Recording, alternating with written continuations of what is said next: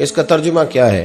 आप फरमाते हैं इसका मतलब ये है कि जितनी कोई बंदा नेकी करे, अगर उसके मुताबिक नेकी कर दी जाए तो वो बदला होती है, और अगर थोड़ी बढ़ा के की जाए तो वो एहसान होती है। फरमाया रब करीम फरमाते हैं इस तरह करो, जरा सोच लो बचपन से लेकर आखिर तक, जहां तक तुम मौजूद हो, तुम्हारे माँ बाप ने तुम्हारे साथ क्या किया है। अगर उससे बढ़ा के करोगे तो इसका मतलब है तुमने एहसान किया है। माँ बाप जो होते हैं ना, ठंडी छांव, मीठी जिंदगी। माँ अनपढ़ भी हो ना तो कम से कम यूनिवर्सिटी होती है, और बाप अगर बिल्कुल अंगूठा छाप भी हो ना, तो किसी कॉलेज में, मदरसे में, इदारे में ना पढ़ा हो, तो बेटे के हक में जिन चीजों की जरूरत होती है वो सारी अल्लाह बाप को अता करके भेजता है। माँ बाप को ना कुछ इल्म लदुनी अल्लाह देता है कि बच्चों के लिए कैसे आगे बढ़ना है। माँ बाप एक हुस्न है मुआशरे का। रब तबारक व तआला की देखे ना, अल्लाह अकबर, दुनिया में किसी की मोहब्बत जांचनी हो ना तो मोहब्बत की तमसील दी जाती है। वतिलकल अमसालु नदरिबुहा लिन्नास, अल्लाह लोगों के समझने के लिए मिसालें बयान फरमाता है। अल्लाह तबारक व तआला ने जब अपना आप समझाना चाहा ना, तवज्जो है मेरी बात पर, जब मालिक ने अपना आप समझाना चाहा तो मेरे रब ने माँ बाप की मिसाल बयान फरमाई। रब्बिरहमहुमा कमा रब्बयानी सगीरा, या अल्लाह उन दोनों पे रहम फरमा। और ये लफ्ज रब यहां दो माने में आया है, उलमा बैठे। रब का माना होता है तदरीजन पालना का, या अल्लाह उन दोनों पे रहम फरमा जिन्होंने मुझे रब बन के पाला। यानी मतलब क्या, यहां रबूबियत का माना पालने के माने में, तदरीजन पालना। मेरे नबी पाक सल्लल्लाहु अलैहि वसल्लम ने फरमाया अल्लाह तुमसे 70 माओं से ज्यादा मोहब्बत फरमाता है। ये इमाम सयूती ने दुर्रे मंसूर में रवायत लिखी है। अच्छा भाई, अल्लाह ने भी मिसाल माँ की बयान फरमाई। फरमाया घर जाके अपनी अम्मा को देख लो, अम्मा तुमसे कितना प्यार करती है। बस उस प्यार को तोलना शुरू कर तो 70 माओं से भी ज्यादा रब तुमसे मोहब्बत फरमाने वाला है। माँ के सीने में ना, देखे ना, एक बच्ची होती है बीए, वो उसने कर लिया, उसकी अम्मा रोज कहती है बेटे सवेरे उठा कर। सास के पास जाएगी तो वो कहेगी कि इसकी अम्मा ने सवेरे उठना सिखाया ही नहीं, और बेटी कहती है अम्मा जी तो जावांगी वेखी जाएगी। अच्छा, उसकी शादी हो गई, उसकी सास ने आहिस्ता आहिस्ता शिकवे शुरू कर दिए, खामन से कहने लगी तू इसको उठाता ही नहीं सवेरे। वो भी कहता है कमरे में जाके अम्मा शिकवा करती है तू उठती नहीं। और बच्ची लाडली थी, वो नहीं थी उठती टाइम पे। जिंदगी के 22 साल 23 साल वो सवेरे नहीं उठी, वक्त पे नहीं उठी, मिसाल दे रहा हूं। फिर उसी बेटी को अल्लाह ने एक बेटा अता कर दिया। सुबह 100 आवाज उसकी अम्मा देती थी पर उसकी आंख नहीं खुलती थी, लेकिन उसी बेटी का बेटा शहरी के वक्त हल्का सा रोता है। सारी दुनिया सोई है पर अम्मा उसकी फटाफट जागती है, फटाफट जागती है। एक आदमी था तो उसकी बीवी इंतकाल कर गई और उसने तलाक दे दी। 10-11 साल का उसका बेटा था, उसने दूसरी शादी कर ली। एक दिन अपने बेटे से कहने लगा बेटे वो सगी अम्मा ठीक थी या ये वाली ठीक है? तो बेटा कहने लगा अब्बा जी ये ठीक है। वो सगी अम्मी झूठ बड़े बोलती थी, सगी अम्मी झूठ बड़े बोलती थी, झूठी थी, ये सच्ची है। उसने कहा बेवकूफ तेरी मां झूठी थी। उसने कहा अब्बा बड़ी। कहा किस तरह? कहने लगा अब्बा जी मैं ना, कभी आपको पता मैं शरारती हूं, कभी मैं शरारत करता था ना, कोई बर्तन तोड़ देता था तो मेरी सगी अम्मा मुझे थप्पड़ मार के बाहर निकालती थी। कहती थी मैं ताला लगाऊंगी बावर्ची खाने को, तुझे सारी रात रोटी नहीं देनी, तू आज भूखा ही रहेगा। बिल्कुल नहीं देना, सारी रात नहीं देना। बड़े दावे करती थी, कसमें उठाती थी, पर बड़ी झूठी थी। आधा घंटा भी नहीं गुजरता था तो गलियों में मुझे ढूंढने लग जाती थी, ढूंढ के लाती थी, ढूंढ के, और ला के ना तो गलती मेरी होती थी, रोना मेरी अम्मा शुरू कर देती थी। वे ओए मैनू ना सताया कर वे पुत्रा। फिर मेरी मर्जी का खाना मुझे पका के देती थी, मेरी मर्जी का। और फिर मेरी अम्मा मुझे तोहफा भी देती थी। अब्बा जी वो झूठी थी, पहले कह रही थी सारी रात नहीं देना, अब आधा घंटा। ये बड़ी सच्ची है, जवाब भाई है। मैं शरारत करता हूं तो थप्पड़ मार के निकाल देती है, कहती है रोटी नहीं देनी। फिर मैं सारी रात रो के गुजारता हूं पर नहीं देती। ये सच्ची है, वो झूठी थी। तू मां के दर्द को क्या समझे। बच्चे तो कहते हैं अम्मा ने हमें कैद कर दिया, अम्मा कहती है मेरी मर्जी से खाओ। और तुझे नहीं पता उसने कैद नहीं किया, वो तुमसे प्यार बड़ा सच्चा करती, और बड़ा सच्चा प्यार करती है तेरे साथ, बड़ा सच्चा। बेटा बर्गर खा के आ जाता है, अम्मा कहती है रोटी खा ले, कहता नहीं आपने बैंगन पकाए हुए हैं मैंने नहीं खाने। तो अम्मा मिन्नतें करती है, कहती है चल तू दस की खाना है, तेनू सेवियां ना बना दिया, फटाफट दाल पक जाएगी, क्या खाएगा। वो अब्बा जी मेरी तरह करीब से कहते हैं छड़ पर भूख लगेगी तो आप ही खा लेगा।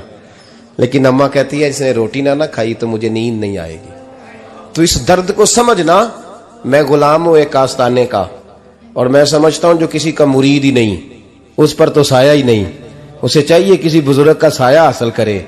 लेकिन भाई ये बात भी बड़ी सच्ची है कि मेरे जैसे पीर के हाथ में 5,000 रुपया नजराना दो ना, पीर साहब दुआ करना, तो पीर साहब ने दुआ पक्की याद की हुई है सबके लिए, रट्टी रटाई, अल्लाह खैर करे अल्लाह भला करे, तो सबके लिए रट्टा लगाया हुआ है। और अम्मा को बेटा वैसे ही कह जाए, वैसे ही अम्मा मैं इंटरव्यू देने जा रहा हूं, जरा दुआ करना, वो बीबियां मंगा के दुआए तंजीना पढ़ाना शुरू कर देती है, और सारी सारी रात मुसल्ले पे बैठी। इस दर्द को समझना। और भाई बड़ा वेल ड्रेस बेटा होता है, वेल ड्रेस नौजवान, वो 18,000 का जोड़ा पहनता है, 7,000 का जूता खरीदता है, वो कीमती किस्म की घड़ी इस्तेमाल करता है। लेकिन उसी बच्चे के जब अपने बच्चे होते हैं ना, तो बीबी को कहता है ये ले 10,000 रुपया, बच्चों के कपड़े खरीद ले, मेरे सही है अभी कल ही तो खरीदे थे। और बाप, और तू समझा ही नहीं यार, 30 साल बाप ने जवानी सारी सऊदी अरब को दे दी, लेकिन तेरा ख्याल रखा। मैं ऐसे लोगों को जानता हूं जिन्होंने 30-30 साल परदेश में कंबल नहीं बदला, और जहां गए थे तो एक कंबल खरीदा था फिर बदला नहीं। तू मां बाप के बारे में, और यहां बच्चे हिसाब करते फिरते हैं, भाई तो पिछले महीने भी 5,000 दिता सी, तुसी पैसे ना कर दे की हो, मां बाप से हिसाब करता है तू। तिरमिजी शरीफ के लफ्ज है, एक सहाबी ने आके अर्ज की या रसूल अल्लाह पैसे विरासत के नहीं, मेरे अब्बा जी ने नहीं दिए मुझे, और मैंने खुद मेहनत करके कमाए, अब मेरा अब्बा मुझसे पैसे मांगता है तो क्या करूं, और मेरे हैं, मैंने कमाए हैं, अब्बा जी ने नहीं दिए, विरासत नहीं, हिस्सा नहीं मिला। हुजूर मेरा अब्बा मांगता है तो मेरे लिए हुक्म क्या है। तो नबी पाक ने फरमाया क्या कहा तुमने, पैसे तेरे हैं? कहा हुजूर हाँ। तो फरमाया अब्बा किसका है? कहा या रसूलल्लाह मेरा। तो फरमाया अगर तू अपने वालिद का है तो तेरी हर शय तेरे वालिद की है, तू भी तेरे वालिद का है तो तेरा माल भी तेरे। मां और बाप ये तो हुस्न है जिंदगी का, ये तो वकार है इंसान का।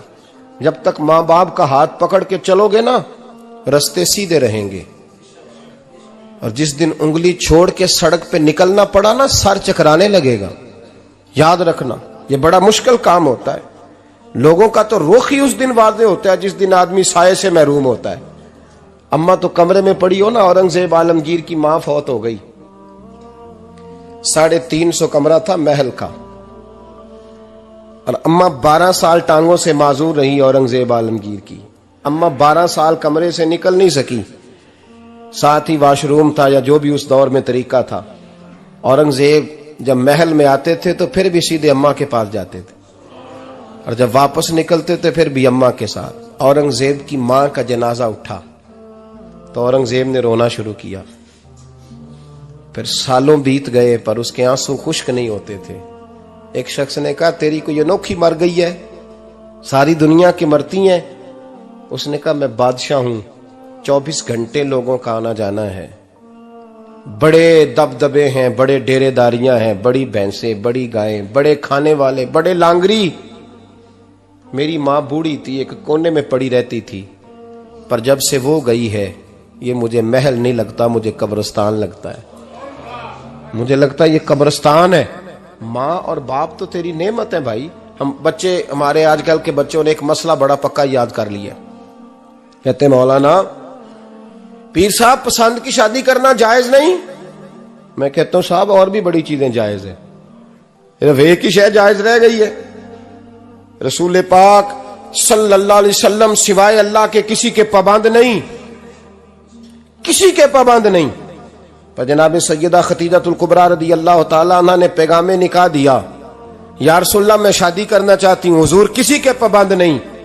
पर मेरे महबूब ने फरमाया मेरा चचा मेरे वालिद की जगह है, मैं अपने चाचा से पूछ के तुम्हें जवाब दूंगा।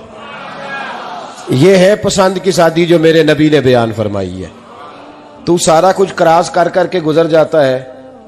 यहां तो हाल यह है कि पालने वाला कोई और साये में बैठने वाला, बाग तेरे दी कर कर राखी मैं सारी उम्र गुजारी, तो जदों ये फल पकन ते आया ते लै गए होर व्यापारी। और बेटा गुजरता है अम्मा के दरवाजे के आगे से, अम्मा के दरवाजे के आगे बेटा अमरूद लेके आया है 6 किलो। तवज्जो है मेरी बात पर? इधर देखें जी, छोड़ें थोड़ी देर हमारी सुने।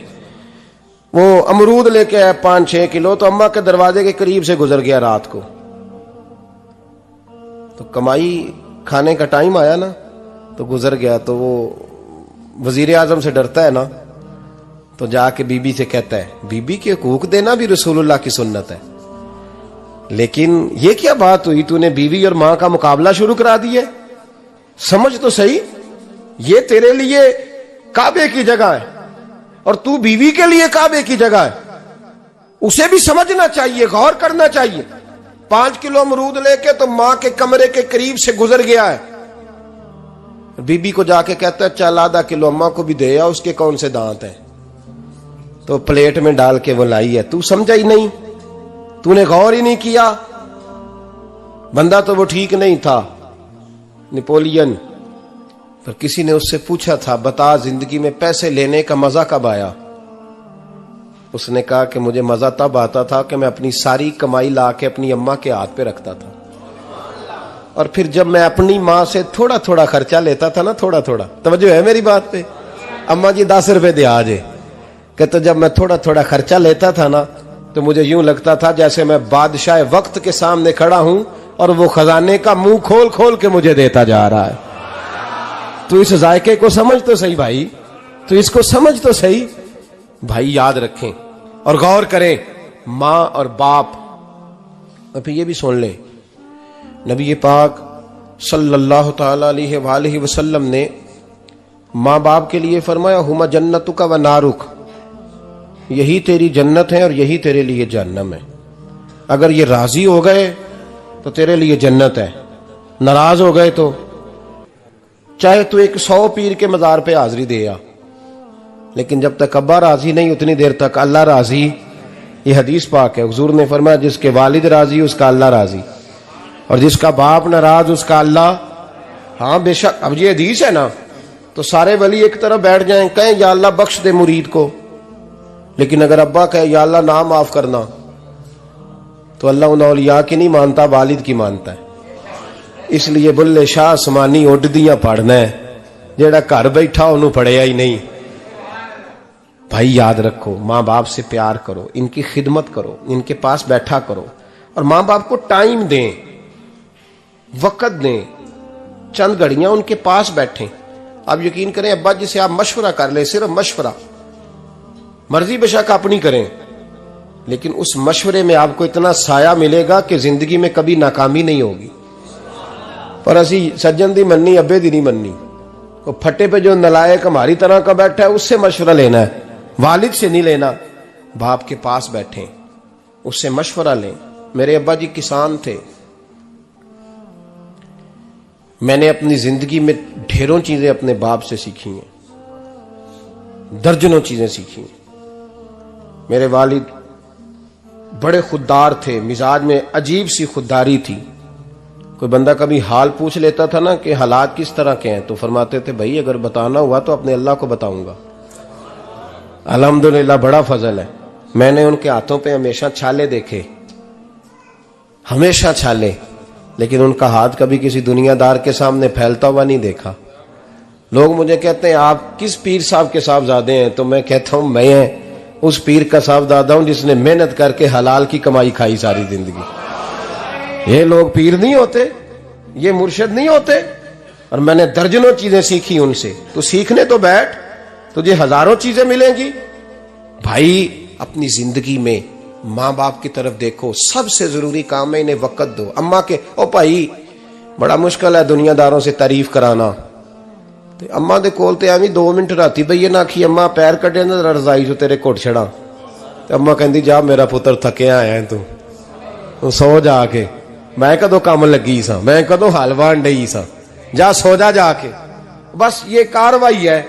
तूने 2 मिनट के लिए कह दिया, सवेरे पूरे मोहल्ले में तेरी अम्मा कहेगी अल्लाह मेरे पुत्र वर्गा पुत्र सारियां नूं दे। राती आउंदा ते मैनू घुट के सौंदा है, अल्लाह घुटिया कोई नहीं सोया भी कार्रवाई पाई सू, लेकिन वो सबको बताती है। तो भाई इतनी कीमती चीज और तू छोड़ के मैं कभी जलसे से देर से आता था ना, अब तो जाता नहीं ज्यादा जगहों पे, कोशिश करता हूं कि चलो माहौल के मुताबिक, थोड़ा खुश्क आदमी हूं तो हर जगह सेट नहीं हो पाता, इसलिए कम जाता हूं। तो कभी रात को आते थे ना देर से, मेरी अम्मा जी शुगर की मरीज थी, तो मैं छोटे भाई को फोन करता था कि अम्मा जी सो गए, कहते सो गए।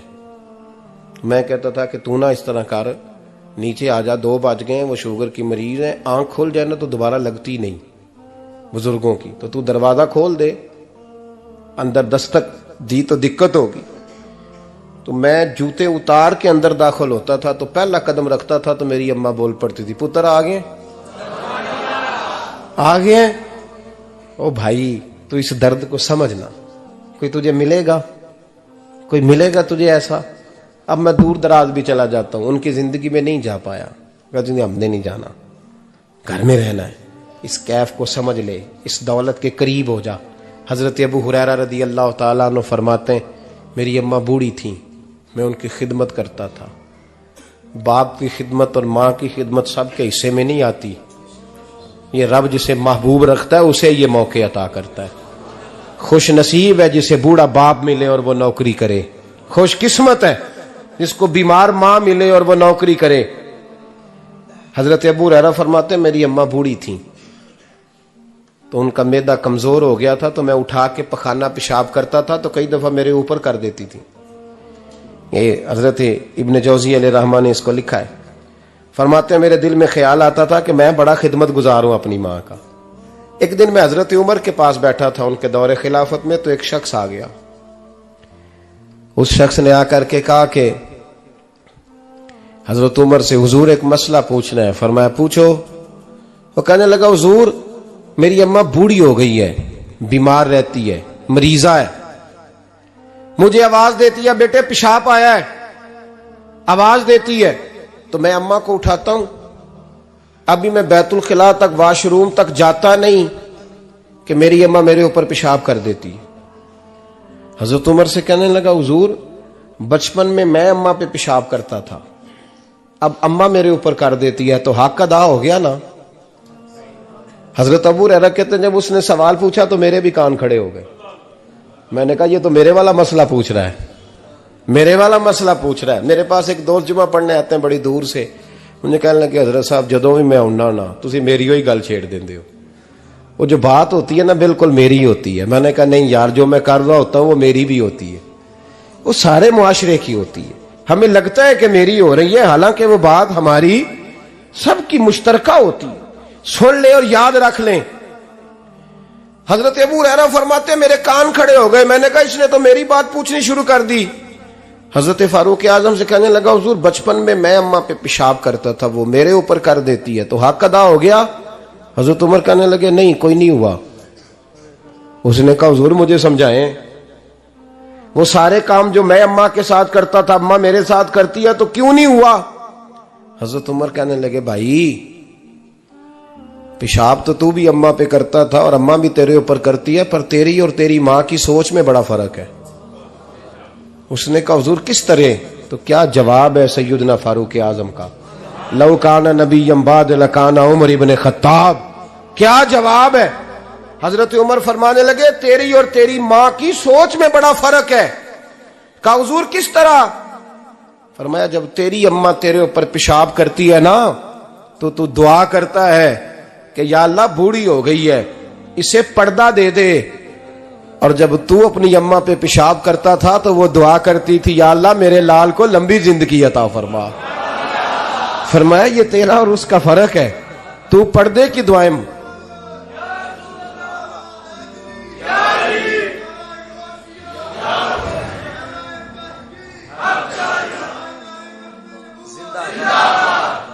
सुने अजीजों, कहा जब तेरी और तेरी मां की सोच में, और नबी पाक सल्लल्लाहु अलैहि वसल्लम ने फरमाया है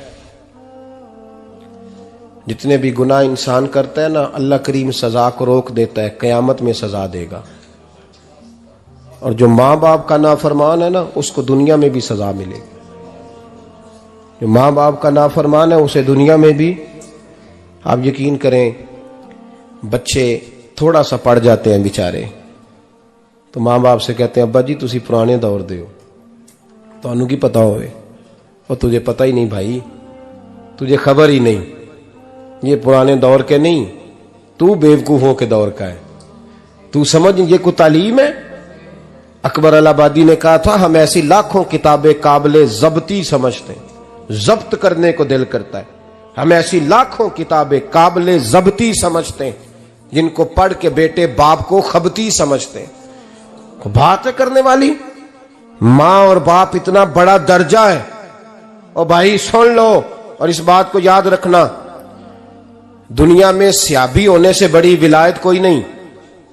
सारे वली गौस कुतुब अब्दाल मिलके भी सियाबी के कदमों की खाक तक को नहीं पहुंच सकते, लेकिन हजरत अवैसे करनी सियाबी नहीं बन सके सिर्फ अपनी अम्मा की वजह से, पीछे रहे। महबूब ने फरमाया तू वहां रह के मां की नौकरी कर, तेरा नबी तुझसे राजी है। इतना बड़ा काम उन्होंने छोड़ दिया, हुजूर की जाहिरी जियारत नहीं कर पाए, और तू कहता है मैं फलाने पीर साहब के आस्थाने पे होता हूं, अम्मा बड़े भाई के पास होती है, मैं जाता हूं तंजीमों के साथ, जमातों के साथ, और अम्मा फलाने के साथ। ये कैसी बात हुई? ये किस तरह का मसला हुआ? जो तेरी ड्यूटी है उस ड्यूटी को पहले अदा कर, नौकरी को पहले कर, फराइज का अदायगी पहले कर। तू फर्ज छोड़ के नफल के पीछे जा रहा है, इस काम को पहले सर अंजाम दे। मेरे नबी पाक सल्लल्लाहु अलैहि वसल्लम ने फरमाया वालिदैन के नाफरमान को दुनिया में सजा मिलती। हजरत मालिक बिन दिनार रहमतुल्लाह ताला अलैह फरमाते मुझे अल्लाह ने 60 हज करने की तौफीक अता फरमाई। कितने? बोल के बताएं। जिस बंदे के पास इतने पैसे हों कि हज पे जा सके, आ सके, और जितने दिन रहना है घर वालों को खर्चा दे सके, उस पर हज करना फर्ज है। पता है आपको उस पर हज करना? इसलिए बयान कर रहा हूं कि हज की दरखास्तें जा रही हैं। हम पता क्या कहते हैं? हम कहते हैं बच्चे बड़े होंगे, शादी करूंगा फिर जाऊंगा। ये किसने फतवा दिया है? ये किससे आपने पूछा है? वो जब बड़े होंगे उनकी शादी की चीज उस वक्त आप पे फर्ज होगी। अभी जो फर्ज है उसको अदा करें। और ये तिरमिजी शरीफ की हदीस है, याद रख ले। नबी पाक सल्लल्लाहु अलैहि वसल्लम ने फरमाया जिस पर हज फर्ज था उसने किया नहीं, बगैर हज किए मर गया, या यहूदी होके मरेगा या ईसाई होके मरेगा। इतना बड़ा हुक्म है हज के हवाले, लेकिन लोग इंतजार करते रहते हैं पता नहीं किस चीज का। जब आपको अल्लाह मौका दे, हिम्मत दे, तो पहली फुर्सत में ये फरीजा अदा करें, ये जरूरी काम है। हजरत मालिक बिन दिनार फरमाते मैंने 60 हज किए। एक हज के मौके पर मैंने बड़ा रश देखा, लाखों का इज्तिमा हुआ। मेरी बातों की समझ तो आ रही है ना आप दोस्तों? जो नहीं बोल रहे उन्हें भी आ रही है ना? अल्लाह जज़ा दे। कहते लाखों का मजमा था, तो मेरे दिल में ख्याल आया, मैंने कहा अल्लाह इतने लोग आए हैं, इनका हज कबूल भी हुआ है कि नहीं? फरमाते मैं सोच रहा था तो रात को ना ख्वाब में मैंने किसी कहने वाले को कहते हुए सुना कि सबका कबूल हो गया है। बल्ख का रहने वाला मोहम्मद बिन हारून बल्खी है, उसका हज कबूल नहीं हुआ। फरमाते शहरों के अलग-अलग खैमे लगते थे। अब भी आप हज करने जाएं तो पाकिस्तानियों की रिहायशें अलग होती हैं, इंडियन की अलग, बांग्लादेश के अलग, मिस्री, यमनी, सब लोग अलग-अलग रिहायशें होती, झंडे लगे होते हैं मुल्कों के। कहते मैंने सवेरे उठ के ढूंढना शुरू कर दिया, ढूंढता हूं वो बंदा मिले। कहते जहां बल्ख शहर के लोग रहते थे वहां चला गया, तो मैंने लोगों से पूछा तुम में मोहम्मद बिन हारून बल्खी कौन है? लोग कहने लगे वो तो बड़ा नेक आदमी है, परहेजगार है, बड़ा, बड़े भोले भाले, बड़े अल्लाह वाले, रियाज आपको बस हम ही जानते हैं, वो तो बड़ा नेक है, परहेजगार आदमी। कहते मैंने कहा अच्छा कहां है? उन्होंने कहा पहाड़ के पीछे उसने खैमा लगाया हुआ है, सारी रात इबादत करता है, सारा दिन रोजा रखता है, कायमुल लैल है, साइमुद दहर है। क्या बात? फरमाते हैं मैं उन लोगों की बात सुन के हैरान हो गया कि मुझे क्या बताया गया, ये क्या कह रहे हैं। फरमाते हैं मैं पहाड़ के पीछे गया। हजरत मालिक बिन दिनार अलैहि रहमा फरमाते हैं जब मैं वहां पहुंचा तो मैंने उस शख्स को मुसल्ले पे बैठे देखा। कसरत इबादत के आसार उसके वजूद पर नजर आ रहे थे। सीधा बाजू उसका कटा हुआ था। फरमाते 2 रकते मुकम्मल करके ना मैंने उसे अस्सलाम वालेकुम कहा तो मुझे कहने लगा वालेकुम अस्सलाम, आप मालिक बिन दिनार हैं। मैंने कहा बड़ी इसकी फिरासत है। फरमाते फिर उसने ठंडी सांस ली, कहने लगा आपको ख्वाब आई होगी कि मेरा हज कबूल नहीं हुआ। फरमाते हैं मुझ पर और बिजली गिरी कि क्या कह रहा। फरमाते मैंने कहा यार लोग भी तेरी तारीफ कर रहे हैं और तेरी बसीरत भी बड़ी है, तो ये माजरा क्या है। कहने लगा आप ना पूछें। ये कह के उसने रोना शुरू किया, देर तक रोता रहा। मैंने कहा नहीं यार तू बता। कहने लगा नहीं आप ना पूछें, आप नाराज होंगे। मैंने कहा मैं नहीं होता, तू बोल ना। कहने लगा हुजूर 24 साल हो गए मुझे हज करते हुए, 24वां हज है मेरा, और हर साल कोई अल्लाह का वली आके बताता है कि जा चला जा तेरा कोई नहीं कबूल हुआ। बेपरवाही वेख सज्जन दी जिथे किसे दी पेश ना जावे, उन्हें ताजा वाले दर दर रोले ते मंगते तख्त बिठावे। आजम किसे नु कारा मिलदा ही कोई काबे खाली आवे। कहते हैं उसने मुझे कहा हुजूर 24वां हज है, हर साल कोई बताता है। मैंने कहा तेरी गलती। कहने लगा मैं अपनी मां का नाफरमान। मैंने कहा वाकया क्या हुआ। कहने लगा हजरत अल्लाह ने मुझे दौलत दी, माल दिया, जमीनें दी तो मैं अय्याश हो गया। आप यकीन करें अल्लाह लोगों को माल देता है तो वो समझते हैं मेरी चालाकी से आया है, मैं तेज बड़ा था इसलिए आया है। नाफरमान होते हैं। लेकिन जो रब लेना जानता है, देना जानता है, वो लेना भी। वारस शाह मान करी ना वारसा दा, रब बेवारसा करके मार दई। लोग बड़े स्मार्ट बन जाते हैं, उनकी गुफ्तगू में बड़ा तकब्बुर होता है, उनके निगाहों के अंदाज में बड़े, वो कहते हैं ओहो सब लोग बेवकूफ हैं, सिर्फ मैं सियाना हूं, काम जो सही चल रहा है। ओ भाई 1 मिनट लगता है इंसान को बादशाह से फकीर होने में। एक इमाम मालिक रहमतुल्लाह अलैह बैठे थे तो हारून रशीद आपसे कहने लगा इमाम अबू मालिक से, हजरत बताएं इस वक्त अल्लाह क्या कर रहा है। आप फरमाने लगे यार तू बड़े मोटे दिमाग का है, किस तरह के सवाल पूछता है। बादशाह था ना, कहा नहीं आप बताएं। तो इमाम मालिक फरमाने लगे तू तख्त पे बैठ के सवाल पूछता रहता है और मैं नीचे बैठ के जवाब देता रहता हूं, नीचे आ फिर बताता हूं। उसने कहा जनाब बताएं। फरमाने लगे तू सवाली है ना, तो तू नीचे बैठ और मैं ऊपर बैठता हूं। क्या जनाब आ जाए। हारून रशीद नीचे आ गया, इमाम मालिक तख्त पे बैठ गए। फरमाने लगे अब बता क्या पूछ रहा था। कहने लगा हुजूर पूछा था अल्लाह इस वक्त क्या कर रहा है। फरमाने लगे रब इस वक्त तुझे समझा रहा है कि इस तख्त पे तकब्बुर न करना, 1 मिनट लगता है मैं तुझे उठा के मालिक को बिठा दिया करता हूं। ये तुझे समझा रहा है, लिहाजा इस समझ पे कायम रहना, तकब्बुर न करना, 1 ही तो मिनट लगता है, ये तुझे समझा रहा है। तो वो शख्स कहने लगा मोहम्मद बिन हारून बल्खी इमाम मालिक बिन दिनार से कि हुजूर बड़ी दौलत थी तो मैं अय्याश हो गया था। रमजान का महीना था, अम्मा तंदूर में रोटियां लगा रही थी, मैं शराब पी के घर आ गया। हमारे यहां ये भी फैशन है ना, अब मेहंदी वाले दिन चौधरी साहब के डेरे पे जवान शराब पीते हैं तो पूछते हैं हाजी साहब आप तो हाजी भी हैं, तो डेरे पे मुंडे क्या करते रहे। कहते मैं डेरे तो सा मैनू नहीं पता, वो कार लगे सन। हाजी साहब आपको सारा पता है और अल्लाह आपसे पूछ लेगा।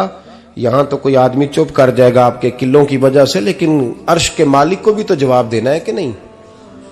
क्या तरीका है देखे ना, कुल वाले दिन महफिल और मेहंदी वाले दिन अल्लाह से सिर्फ दुखों का रिश्ता है, रसूलुल्लाह से सिर्फ गमों का रिश्ता है। अगर तूने ढोल ढमक्का शोर शराबा किया है शादी वाले दिन तो कुल वाले दिन भी बजा, तेरा पता चले, जनाजे पे भी बजा। क्या तमाशा है। मजहब सिर्फ रस्म है, जरूरत है। कोई मर गया तो कुरान पाक खोल लो, बाकी जो मर्जी करो। हज भी कीती जांदे हो, लहू भी पीती जांदे हो, खो के माल यतीमां दा भेज मसीती जांदे हो, फट दिलां दे सींदे नहीं टोपियां सीती जांदे हो, नफ्स ते छुरी फेर दे नहीं बकरे कीती जांदे हो, फर्ज भुलाई बैठे हो, नफला नीति जांदे हो। ओ 10 होते सही बुल्ले नू ए की कुछ कीती जांदे हो, ओ 10 होते सही बुल्ले शाह नू की कुछ कीती जांदे हो। कोई तरीका है? कोल शरीफ पे मौलवी साहब तशरीफ लाइएगा, अब्बा जी के कोल है, तो मैं तो कहता हूं बजा ना बैंड बाजे वाला आज भी, तेरा पता चले कि ये दो काम कैसे होते हैं। तू किस तरह दो कश्तियों का, समझ नहीं आती बात की। मैं तो जाता ही नहीं बैंड बाजे वाली शादी पे, मैं कहता जो तुमको मर्दी पढ़ा लो, ने कहा हमसे नहीं दो काम होते, अल्लाह रोजी देने वाला है, एक ही करते हैं। दो रंगी छोड़ के यक रंग हो जा, सरासर मोम हो जा या संग हो जा, मौज करो। हम इस चक्कर में पड़ते ही नहीं, हम वो रास्ता ही छोड़ देते हैं जो हमारी तबीयत के मुताबिक नहीं होता, बस खत्म हो गई बात। इसलिए गौर करें और याद रखें इस बात को। इमाम मालिक बिन दिनार रहमतुल्लाह अलैह फरमाते हैं, मुझसे कहने लगा पैसे आए तो मैं अय्याश हो गया। रमजान का महीना था, असर के बाद मेरी अम्मा इफ्तारी की तैयारी कर रही थी, मैं गया, मैंने कहा शराब पी हुई, अम्मा रोटी दे, तो अम्मा कहने लगी शर्म कर, शर्म कर, रोजा रखा नहीं तो जिन्होंने रखा है उनका तो ख्याल कर। कहते अम्मा की बात का मुझे गुस्सा लगा। मैं कहा करता हूं बदनसीब है वो बेटा जिसका बाप उससे बात करते हुए डरता है कि पता नहीं कहां से बोलेगा। बदनसीब नहीं वो बेटा जिसकी मां उससे बात करते हुए सहम जाती है कि पता नहीं कौन सी बोली बोलेगा। बदनसीब नहीं कि मां बाप भी जिससे खोल के बात ना कर सके। हजरत मालिक बिन दिनार से कहने लगा, अम्मा ने जब कहा ना शर्म कर, तो मुझे गुस्सा आया, मैंने मां को थप्पड़ मारा और मेरी मां जलते हुए तंदूर में गिरी। लोगों ने मुझे पकड़ के अंदर बंद कर दिया कमरे में। सारी रात मैं शोर सुनता रहा पर नशे में धुत रहा। सवेरे आंख खुली तो मेरी बीवी बैग बांध रही थी। मैंने कहा कहां जा रही हो? कहने लगी जो मां का नहीं बना मेरा कैसे बनेगा। वो मैंने कहा मेरी अम्मा का, वो तो लोगों ने रात को ही दफन कर दी जनाजा पढ़ के। तड़प के कहने लगा मुझे क्यों नहीं बताया? तो कहते हैं लोग कहने लगे तेरी मरती हुई मां कह गई थी इसे मेरा मुंह ना देखने देना, मेरे जनाजे के करीब ना आए। हजरत मालिक बिन दिनार फरमाते हैं जब उसने ये बात सुनाई तो मैंने भी उसके मुंह पे थप्पड़ मारा। मैंने कहा तो इसी काबिल है। कहते हैं वो रोने लगा, हुजूर दुआ करे अल्लाह मुझसे राजी हो जाए। कहने लगा जब मां की इंतकाल की खबर मिली तो मैंने कुल्हाड़ी लेके वो हाथ काट दिया जिससे मां को मारा था। मैंने सारी जायदादें खिरात कर दी। 24 साल हो गए, 24 साल। सारी रात नमाज पढ़ता हूं, रोजा रखता हूं, हज करता हूं, पर हर साल कोई आके कहता है जा दौड़ जा तेरा कोई नहीं कबूल हुआ। हुजूर दुआ करे मालिक राजी हो जाए। फरमाते मैं थप्पड़ मार के आ गया। मैंने कहा तुझसे राजी हो जाए इतने जालिम से? इमाम मालिक फरमाते हैं रात को आके सोया तो मुझे ख्वाब में रसूल पाक का दीदार हुआ। तो नबी पाक अलैहिस्सलाम ने फरमाया मालिक तू उसे मायूस क्यों कर आया है? अल्लाह तो बड़ा मेहरबान है। कहा हुजूर मां के नाफरमान को माफी कैसे मिलेगी? तो इमाम मालिक फरमाने लगे नबी करीम ने फरमाया जा उसे जाके बता दे तुझे कयामत में तेरी मां की वजह से बख्श दिया जाएगा। कहा हुजूर अम्मा की वजह से किस तरह? तो महबूब फरमाने लगे इसकी मां कयामत में इसके खिलाफ मुकदमा दायर करेगी रब करीम की अदालत में। ए अल्लाह मैंने 9 माह पेट में रखा, दर्द सह के इसे जना, जिगर का खून पिला के पाला और इसी ने मुझे कत्ल किया। रब करीम इसकी मां का मुकदमा सुन के कहेगा उठाओ इसको दोजख में फेंको, इसने मां जलाई थी इसे भी जलाओ। महबूब फरमाने लगे जब पकड़ करके मालिक उसको मोहम्मद बिन हारून को लोग ले जाएंगे ना जहन्नम की तरफ, अभी फरिश्ते घसीटेंगे ही तो पलट के फिर अम्मा की तरफ देखेगा और दूसरी दफा फिर घसीटेंगे तो पलट के देखेगा और तीसरी दफा फिर पलट के कहेगा अम्मा ये मुझे जलाने लगे, अम्मा ये जहन्नम में फेंकने लगे। मेरे हबीब फरमाने लगे वो जल के मरने वाली मां वहां भी बोल पड़ेगी, कहेगी या अल्लाह चल मैंने माफ किया तू भी माफ कर दे। ऐ अल्लाह मैंने माफ किया तू भी माफ कर दे, अल्लाह तू माफ कर दे इसे, अल्लाह तू इससे दरगुजर फरमा, इसे माफ कर दे। मेरे महबूब पाक अलैहिस्सलाम फरमाते रब करीम कहेगा इसने तुझे जलाया, तो कहेगी अल्लाह ये तो बेटा था इसने जला दिया, मैं मां हूं, मेरे सामने जले तो मैं कैसे बर्दाश्त कर सकती हूं। फरमाया उसने जला के मारा था, पर उसी मां की वजह से रब करीम इसे जन्नत अता फरमाएगा। पलटा पलटा, जा जाके मां के पैरों में बैठ, जा सवेरे अनपढ़ बाप से दुआ कराया कर, जा बिल्कुल अंगूठा छाप बाप से सुबह दुआ कराया कर, देख रब करीम तेरे लिए रहमतों के दरवाजे खोल देगा। और आखिरी बात ये भी सुन ले, मां बाप के इंतकाल के बाद रिश्ते खत्म नहीं होते। रिश्ते खत्म, क्या दुआ मांगते हो नमाज में? रब्बना इग़फिर ली। इसका मतलब है मां बाप तो है ना, वो जो औलाद बचपन में चली जाएगी ना, नाबालगी में, छोटे बच्चे, वो कयामत में मां बाप की सिफारिश करेंगे। मां बाप के इंतकाल के बाद भी आला हजरत फाजिल बरेलवी ने 12 हुकूक लिखे हैं मां बाप के फतावा रज़विया में। फरमाया उनके दोस्तों से दोस्ती रख, उन्होंने वादे किए थे वो वादे पूरे कर, अगर उनके जिम्मे कर्जे हैं तो अदा कर, और अगर तेरे माँ बाप जो नेकियां करते थे वो नेकियां जारी रख। और इमाम जलालुद्दीन सयूती ने शरह सुदूर में लिखा है, जमीन पे रह के गलत काम ना करना, वरना फरिश्ते कब्र में जाके तेरे माँ बाप को कहेंगे तो कितनी बुरी औलाद पैदा करके आया। और फरमाया तो दुनिया में रह के अच्छे काम कर, चाहे दुआ मांग चाहे ना मांग, फरिश्ते कब्र में जाके कहेंगे क्या बात है तुम्हारे बेटे की, कैसा लाल पैदा किया है, दुनिया खैर से भर दी है। और भाई मुझसे कोई बंदा पूछे ना कि माँ बाप को इसाले सवाब का सबसे बेहतरीन तरीका, तो मैं कहता हूं बेटे नमाजी हो जाओ। क्या कर, ताकि हर नमाज की आखिरी रकत में तो कहे रब्बना इग़फिर ली।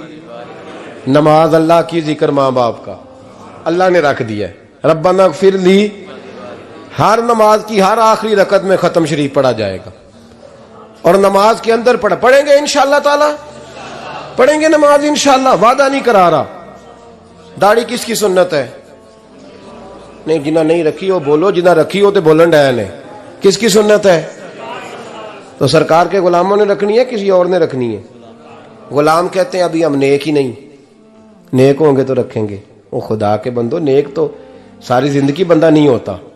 कभी किसी ने दावा किया है वली गौस कुतुब ने कि अब मैं बिल्कुल गुनाह नहीं करता, मैं पाक साफ हो गया हूं? किया कभी? इस शैतान का वसवसा है। दाढ़ी हुजूर की सुन्नत है, और रखो तो नबी पाक की मर्जी के रखो, पूरी मुट्ठी रखो, अपनी मर्जी की ना रखो। जितनी मुझे अच्छी लगती है उतनी मैंने रख ली। एक मुट्ठी दाढ़ी रखें, सारी दुनिया की ट्रेनें गुजरती हैं तो गुजर जाएं, नमाज का वक्त नहीं गुजरना चाहिए। बस खत्म हो गई बात। दुनिया तो चंद रोज है, ओ पईयां दिस दियां कबरां जिन्हां ते फुल पे, उधरों कोई नहीं जी आमदा ते इधरों लखां गए। नमाज सबसे पहले, इसलिए कि रब रसूल के बगैर हमारा गुजारा ही नहीं, गुजारा ही नहीं। नमाज, कुरान पाक और दुरूद सलाम, ये कज़ा होना ही नहीं चाहिए, जो मर्जी हो जाए। और साथ साथ सुन्नत और शरीयत का लिहाज करना सीखें। और मेरी अपील ये है, हर इमारत पे गुलाफ नहीं चढ़ता, सिर्फ खाना काबा पे चढ़ता है। हर किताब का गुलाफ नहीं होता, सिर्फ कुरान पाक का होता है। हर बीबी का पर्दा नहीं होता, सिर्फ मुसलमान औरत का होता है। जो चीजें पर्दों में होती हैं ना, वो मुकद्दस होती हैं। और भाई टाफी से भी रैपर उतार दो तो मक्खियां बैठने लगती हैं। तो जो बीबी पे पर्दा होगी उस पे बुरी नजरें नहीं जमेंगी। ड्यूटी है आपकी, बेटियों को पर्दा कराएं, बहनों को पर्दा कराएं, माँ बाप माओं को गुजारिश करें। पर्दा हुस्न है मुसलमान का। जिस घर में पर्दा रहता है उस घर में अल्लाह के फरिश्ते रहमत नाज़िल फरमाते हैं। ये कोई फैशन, कोई तरीका, कोई मतलब ही नहीं इन चीज़ों का। बापर्दा करें अपने घरों को। दुआ करता हूँ अल्लाह तबारक व तआला मेरी इस हाज़िरी को कबूल फरमाए। अल्लाह आप सबका आना कबूल फरमाए। और जो कुछ मैंने कहा, अल्लाह तबारक व तआला हमारे दिलों में, हमारी रूहों में इस जज्बे को जागुज़ी फरमाए। आखिर दावाना अल्लाह सलामत रखे। अब काफी नहीं हो गया काम? मैं तकरीर भी इतनी करता हूँ 35-40 मिनट की, यहां तो कुछ ज्यादा हो गई है मेरा ख्याल है। तो थोड़ी बात करने की कोशिश किया करता हूँ।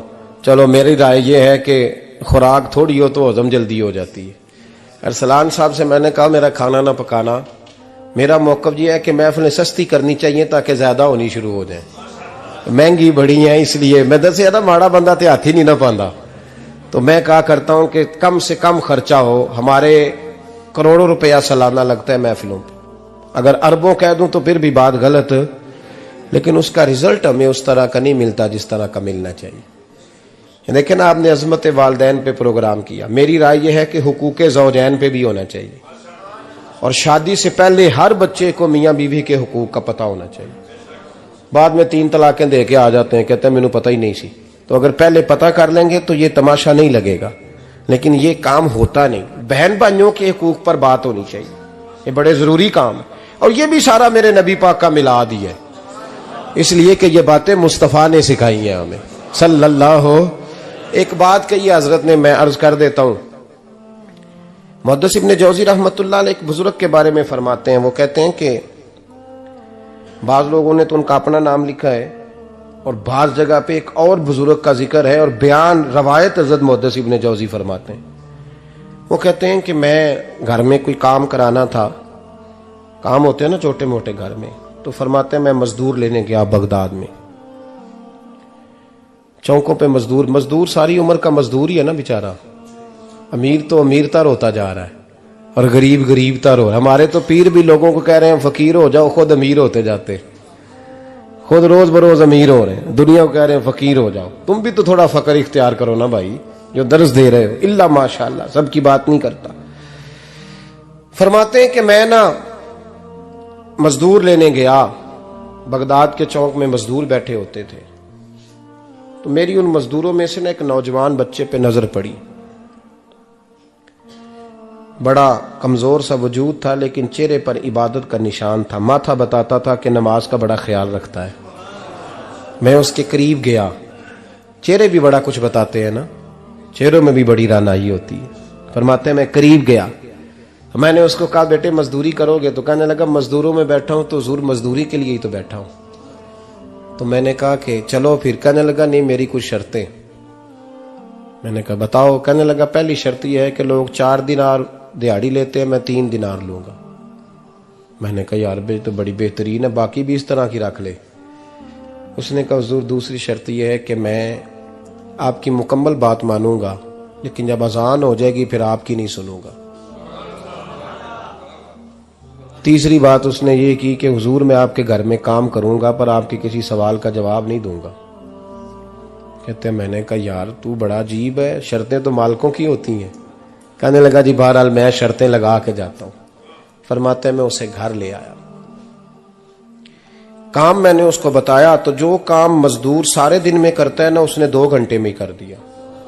हमारे मजदूर सिगरेट पीने में भी तो आधा घंटा लगाते हैं ना, वो चाय पीने जाएं तो पौना घंटा वहां। उनको भी तो दयानतदारी करनी चाहिए कि नहीं करनी चाहिए? ने मुआहदा किया है ना जी, तो पूरा उतरना चाहिए ना। कहते 2 घंटे में। अब काम जब बंदा शुरू कराता है तो काम और निकल आता है। कहते काम मैंने उसको और बता दिया, वो करने लगा। उसने मिट्टी निकाल के रखी थी बाहर रास्ते में, तो अजान हो गई जोर की। उसने वहीं कुदाल छोड़ी कई और चलने लगा। तो मेरा बेटा कहने लगा इसको जरा बराबर कर दो। कहने लगे चुप कर जा, तेरे बाप से बात हुई थी, जब अजान होती है तो मैं किसी और की नहीं सुनता, सिर्फ अल्लाह रसूल की सुनता हूं। कहते मस्जिद चला गया, नमाज पढ़ के आया तो दोपहर का वक्त था। मेरी बीबी कहने लगी इसको को खाना खा ले। कहते हमने कहा खाना खा लो, तो कहने लगा मैंने रोजा रखा हुआ, रमजान भी नहीं था, नफली रोजा रखा हुआ। फरमाते हैं शाम हुई, मैंने 3 दिनार दिए। तो मैंने कहा तेरा नाम क्या है? कहने लगा मैंने आपसे कहा था मैं किसी सवाल का जवाब नहीं दूंगा। कहते वो चला गया। अगले दिन मैं फिर लेने गया उसे, काम कुछ और निकल आए। तो लोगों ने बताया वो सिर्फ हफ्ते वाले दिन आता है। मैंने कहा क्यों? कहने लगे जी वो कहता है मेरा हफ्ते का खर्चा 3 दिनार है, जब 3 दिनार कमा लेता हूं तो बाकी सारा टाइम अल्लाह रसूल की जिक्र में गुजार दिया करता हूं। फरमाते हैं अजीब। अगले हफ्ते मैं फिर लेने गया, मैंने पूरा हफ्ता इंतजार किया कि काम उसी से कराना है। मैं जब गया तो मैंने कहा चलो। कहने लगा मेरी शर्तें याद है ना? और मैंने कहा याद है भाई साथ चल। फरमाते हैं काम कराया, 2-3 हफ्ते वो आता रहा। एक हफ्ते में गया तो लोगों ने कहा हुजूर आज नहीं आया। क्यों? कहने लगे बीमार हो गए। कहाँ घर है? कहने लगे बगदाद के कब्रिस्तान के पीछे जो कच्ची आबादी है उसमें रहता है। फरमाते मैं गया, दरवाजे पे दस्तक दी तो कहने लगा हुजूर आप हैं?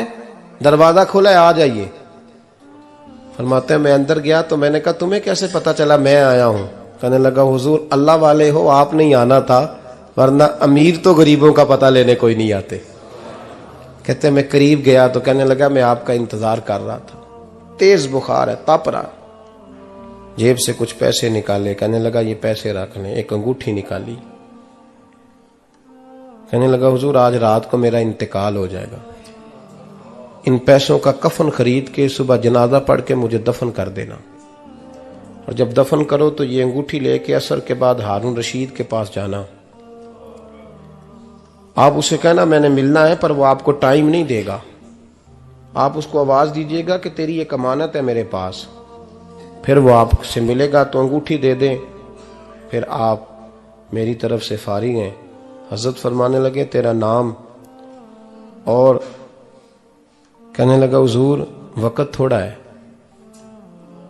आज रात मैंने जाना है, बड़ी लंबी माफी मांगनी है रब करीम से, अगर मुनासिब समझे तो मुझे अपने रब से तन्हाई करने दे। फरमाते हैं मैं आ गया, पर उसकी बातों ने मुझे सारी रात सोने नहीं दिया। फरमाते हैं सुबह बड़ी मुश्किल से सूरज निकला, मैं गया, दरवाजे पे हाथ रखा तो दरवाजा खुला हुआ था। अंदर दाखिल हुआ तो खुशबुएं मेरा इस्तकबाल कर रही थी। जब चेहरे से कपड़ा हटाया तो उसका तो इंतकाल हो चुका है, इंतकाल हो चुका है, ऐसे जैसे किसी का दीदार करके सोया है। कहते मैं तो 2 आदमी ले गया था जनाजे पे, पर पता नहीं दुनिया किधर किधर से आई, कहां कहां से। अखां जदों मीटियां जमाना मैनू रोवेगा, अपना ते अपना बेगाना मैनू रोवेगा, अपना ते अपना। और मियां साहब ने कहा था बाद मरन दे मुखड़ा मेरा हो जावे जे ताजा, फिर समझ लेना महबूब मेरे ने आन पड़िया जनाजा। और किसी उर्दू के शायर ने कहा था मेरे मरने पे हर सू शोर मच जाएगा देखोगे, अल्लाह मेरे मरने पे हर सू शोर मच जाएगा देखोगे, कहने अलविदा सरकार खुद तशरीफ लाएंगे। फरमाते हैं मैं तो 2 बंदे ले गया था, पर पता नहीं मखलूक कहां कहां से आई। जनाजा पड़ा, दफन किया। हारून रशीद के पास में असर के बाद गया, मैंने बुलाना चाहा पर बादशाह था, मेरी तरफ देखा ही नहीं। मैंने उसको कहा तेरी एक अमानत मेरे पास है। फरमाते हैं वो मुझे कोने पे ले गया, क्या बात है, कमरे में बुलाया, मैंने अंगूठी दी। हारून रशीद तो चीखे मारने लगा, कहने लगा अंगूठी वाला कहाँ है? मैंने कहा वो तो इंतकाल कर गया। कहने लगा मुझे कब्र पे ले चल। कहते मैं कब्र पे लाया तो वो लेट गया, तड़प के रोने लगा। मैंने कहा मेरा कलेजा फट जाएगा, ना उसने कुछ बताया ना तूने बताया, ये कौन था? तो हारून रशीद कहने लगा ये मेरा बेटा था। मैंने कहा तेरा बेटा और मजदूर? कहने लगा हुजूर ये हजरत दाऊद ताई के पास बैठा करता था, उनका मुरीद था, मुझे रोज कहता था अब्बा तूने बड़ी दुनिया इकट्ठी कर ली है, मरते वक्त तुझसे टांगे समेटी नहीं जाएंगी, इतना हिसाब नहीं तू दे सकेगा। मैं इसको समझा देता, इसकी अम्मा समझा देती। ये रोज हमें कहता छोड़ दो आ जाओ अल्लाह रसूल की बारगाह में झुक जाएं, हम समझ। एक दिन ये चला गया, कहने लगा फिर तुम्हारा रास्ता और है और मेरा रास्ता और है। ये सोने की अंगूठी गलती से इसके पास रह गई थी, गलती से हीरे की अंगूठी चली गई। कहने लगा देखो मेरे बेटे ने आज वो भी वापस कर दी है। फिर तड़प के कहने लगा हारून रशीद था तो ये मेरा बेटा, पर मेरा मुर्शद निकला, मेरा पीर निकला। भाई जिंदगी तो बड़ी थोड़ी है ना। बाबा साहब ने कहा था उठ फरीदा सुत्या, और दाढ़ी आ गया पूर, अग्गा नेड़े आ गया, पिछा रह गया दूर। उठ फरीदा सुत्या खलकत वेखन जा, मते कोई मिल जाई बख्शिया ते तू ही बख्शिया जा। उठ फरीदा सुत्या झाड़ू दे मसीत, तू सुते रब जागदा तेरी डाडे नाल परीत। मेरा रब हमें भी अपनी बारगाह में कबूल फरमाए। आखिर दावाना अनिल हम्दुलिल्लाह।